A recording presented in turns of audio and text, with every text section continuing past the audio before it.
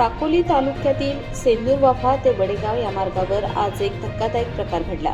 शासकीय तंत्रनिकेतन विभागाजवळ पार्क केलेली टवेरा MH40 PE 1375 अचानक पुढे सरकत थेट रस्त्याच्या कडेला असलेल्या ताराच्या कुंपणात जाऊन अडकली।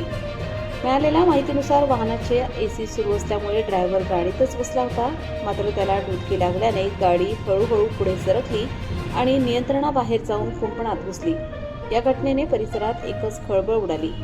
सुदैवाने या घटनेत कोणतीही जीवितहानी झाली नाही आणि वाहनालाही मोठे नुकसान झालेले नाही।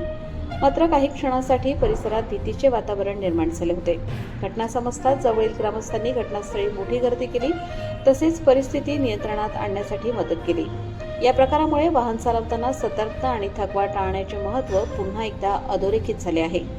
आकाश नंदागवळी, भंडारा गोंदिया जिल्हा प्रमुख।